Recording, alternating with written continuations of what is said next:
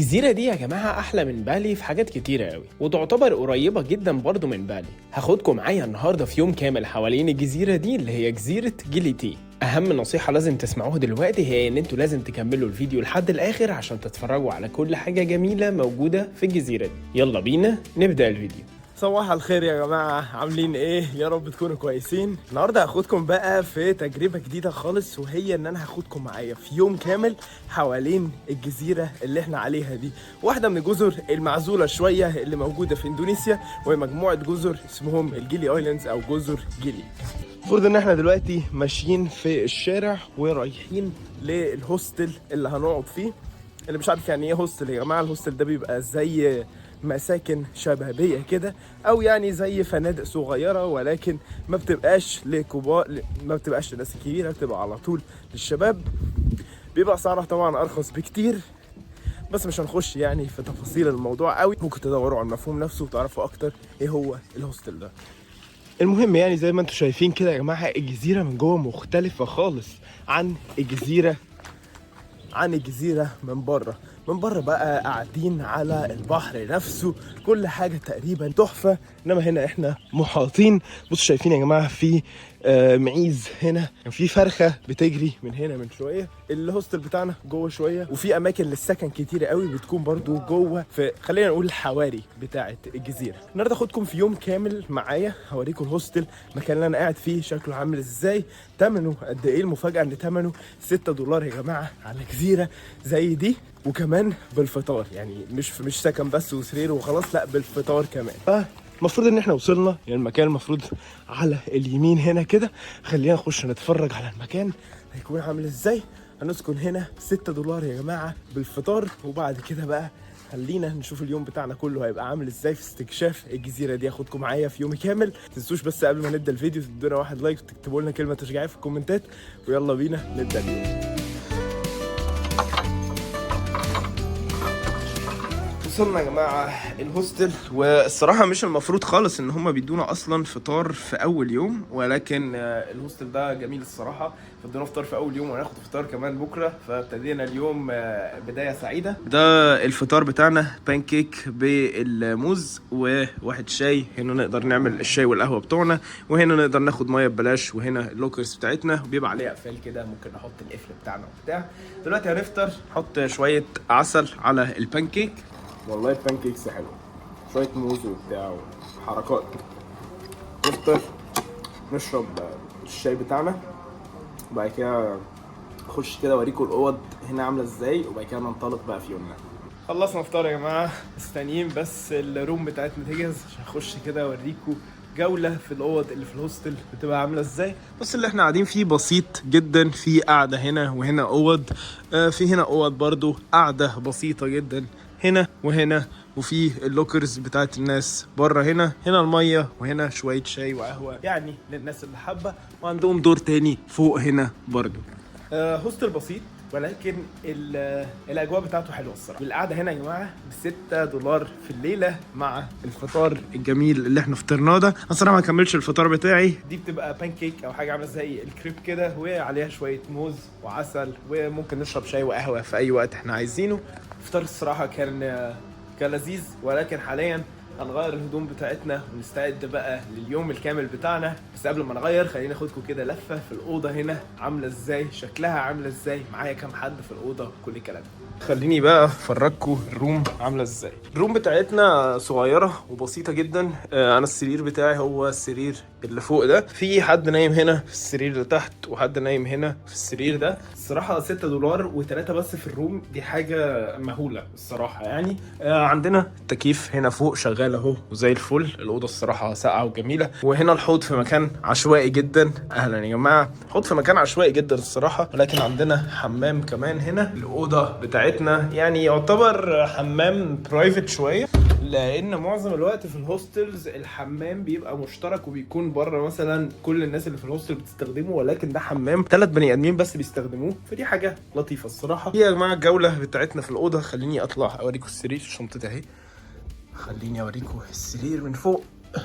سرير بسيط جدا، ادوني كمان فوطه ودي حاجه الصراحه جميله جدا لان مش كل الهوستلز بتدي فوطه. وعندنا دي البطانيه بتاعتنا، وبعد كده عندنا السرير الجميل بتاعنا، عندنا كوبسين فوق عشان نشحن الحاجه بتاعتنا. وبس دي تعتبر الجوله بتاعتنا جوه الروم دي. هنغير دلوقتي نلبس هدوم البحر وبعد كده بقى نشوف هننطلق ونعوم فين النهارده. حاليا يا جماعه خرجنا من الهوستل وبنتمشى بقى في الجزيره الغريبه دي، بنتمشى في الشوارع العاديه. الصراحه صديقي من الهوستل جايب عجله، ولكن انا عايز اروح برضو اجيب عجله عشان نستكشف بقى الجزيره مع بعض شويه، وهنروح نعوم في مكان معين كده بعيد شويه. فيعني ايه الاحسن ان احنا نأجر عجله. حاليا طالعين على الشارع الرئيسي اللي موجود بره، هنروح نجيب لنا عجله كده وبعد كده ننطلق بهذه العجله. شوف بقى هنروح فين. صراحة أول مرة أعمل النوع ده من الفيديوهات، إن أنا أخدكم في يوم كامل معايا. يعني نسبيا الفلوج ده مش هيبقى اديتد، أنا فعلا هعيشكم معايا اليوم زي ما أنا عايشه. الأماكن اللي هاكل فيها، المكان اللي هنام فيه، زي ما وريتكم أول لما وصلت للهوستل، وريتكم الأوضة، وريتكم كل حاجة. فعلا دلوقتي مجرد بنتمشى في الشوارع بتاعت هذه الجزيرة ومنطلقين حاليا للمكان بتاع العجل. خلينا نروح بقى نشوف الدنيا فيها ايه.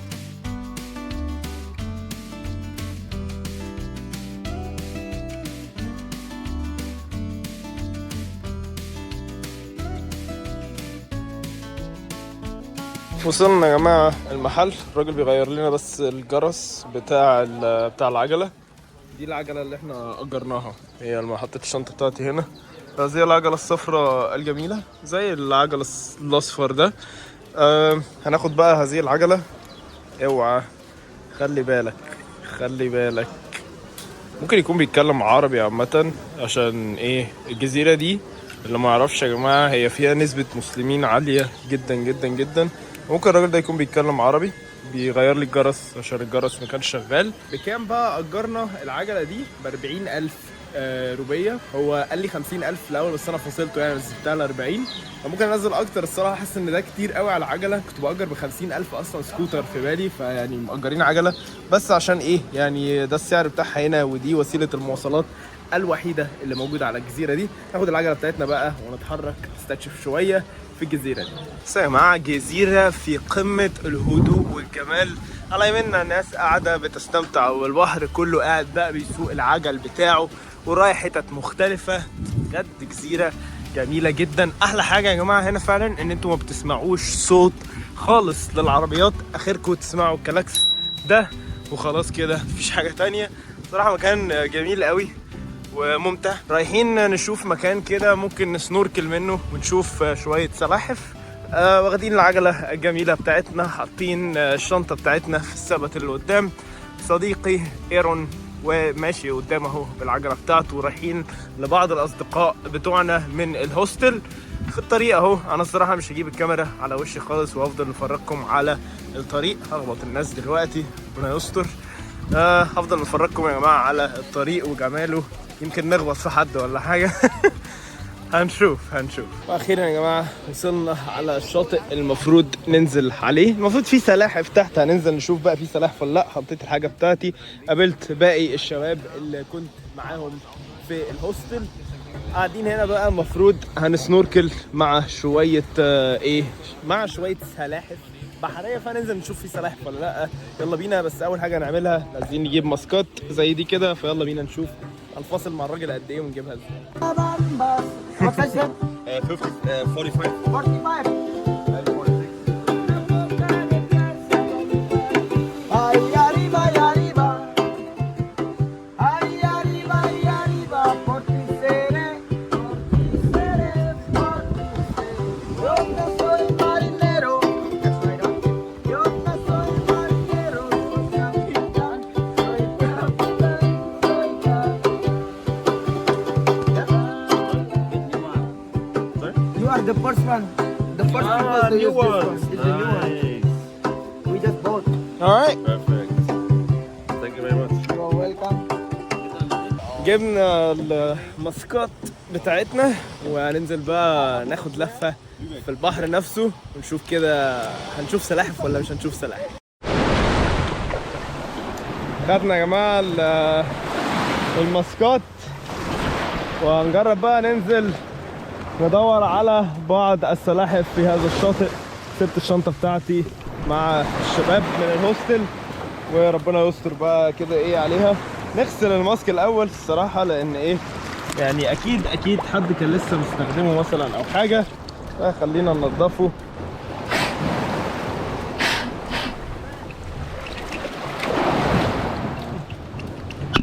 يلا بينا.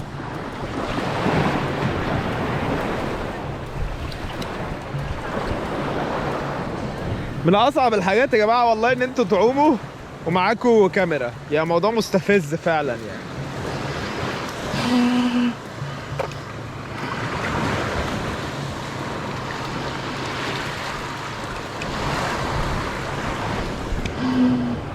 يلا نشوف.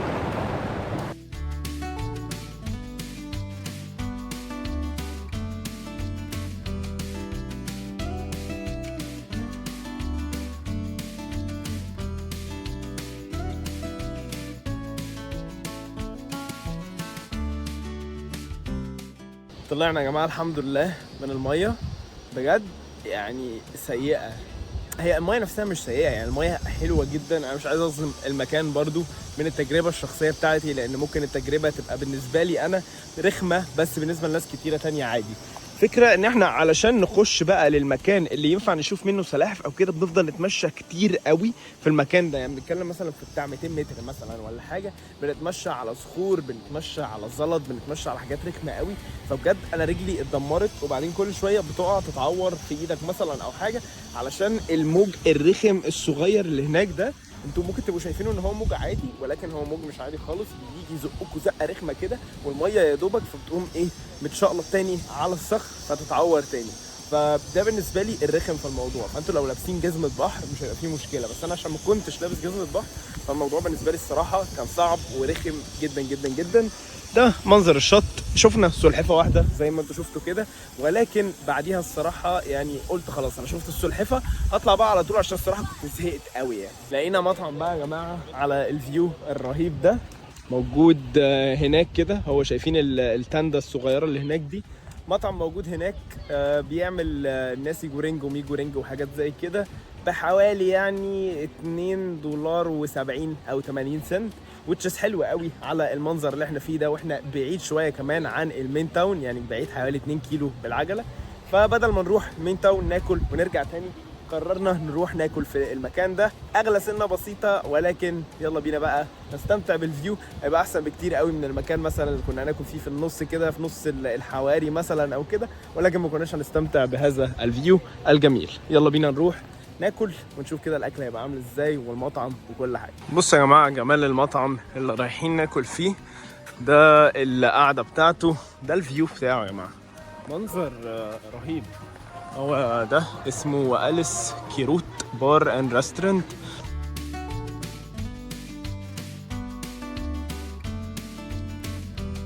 خلصنا يا جماعه البحر الغريب ده اللي هو خلاص ما بقاش بحر تقريبا من الماده والجاز. منطلقين دلوقتي بقى على مكان تاني المفروض نعوم فيه، وبعد كده نروح بقى نتفرج في الغالب على الشروق. يلا بينا.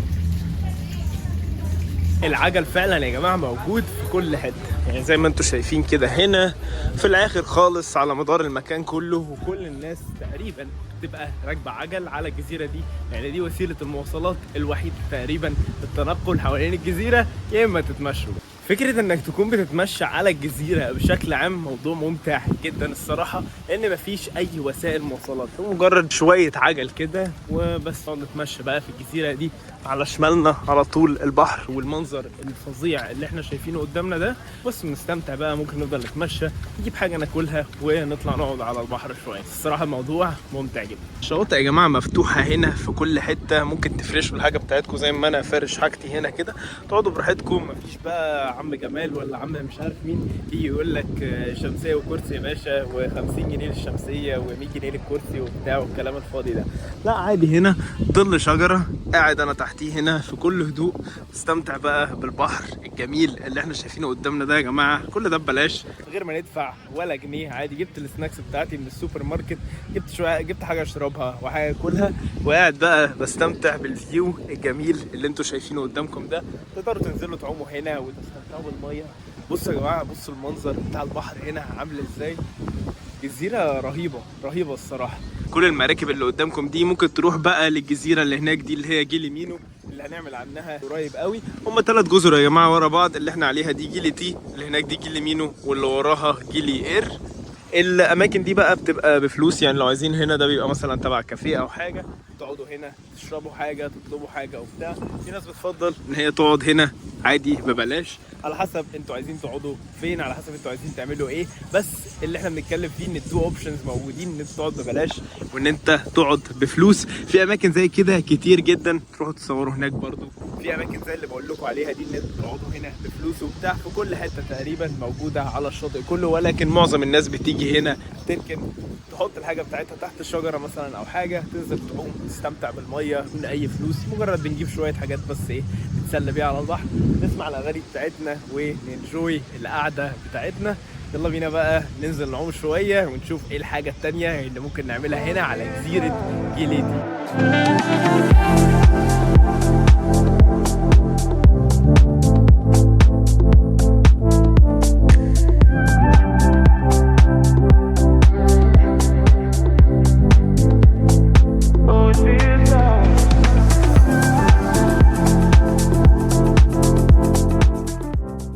بعد ما خلصنا سباحة في الشاطئ الرهيب ده، انطلقت بالعجلة بتاعتي علشان اروح اتفرج على الغروب من مكان الغروب اللي بيكون موجود على الجزيرة. علشان الجزيرة صغيرة قوي، ففي ناحية بتشوفوا منها الغروب وناحية ثانية لا. رحت قعدت هناك بقى واستمتعت بمنظر الغروب الرهيب اللي بتتفرجوا عليه دلوقتي ده.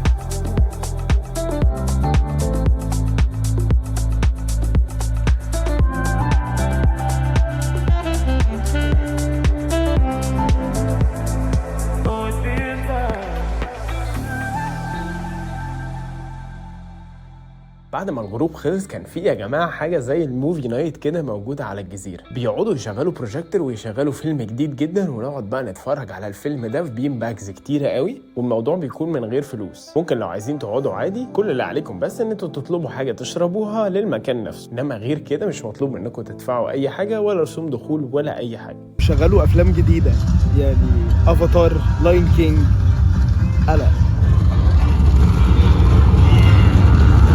خلصنا يا جماعه فيلم لاين كينج، وبعد كده بقى هناخد العجله بتاعتنا وننطلق لمكان ناكل فيه. الدنيا جو حلو قوي، الصوت عالي جدا، فهناخد العجله وننطلق على طول. انطلقنا بالعجل بتاعنا ورحنا السوق بتاع الاكل اللي موجود في جزيره جيلي تي. عندهم اكل كتير جدا، كان فيه سمك وكان فيه اكل لوكل وكان فيه كل حاجه. لقيت الاكل بتاعي وقعدت اكل شويه واتفرج على اجواء المكان الغريبه دي. وبس كده يا جماعه انتهى اليوم بتاعنا. خدتكم في يوم كامل ليا في الجزيره اللي احنا عليها دلوقتي دي اللي هي جيلي تي. هناخد بقى العجله بتاعتنا ونتجول شويه في الجزيره. حاليا ده اللي ورايا ده النايت ماركت او السوق الليلي اللي بيبقى موجود هنا. بيبيعوا فيه حاجات كتيره قوي زي ما شفتوا، ولكن احنا اكلنا خلاص من محل عشوائي كده في نص ولا حاجه. هنتمشى شويه وبعد كده هنروح ننطلق للهوستل عشان ننام. عندنا برضو يوم طويل بكره ان شاء الله. اتمنى الفيديو يكون عجبكم. ما تنسوش يا جماعه تعملوا لايك قبل ما تخرجوا من هنا. واشوفكم في فيديو جديد قريب جدا. باي باي.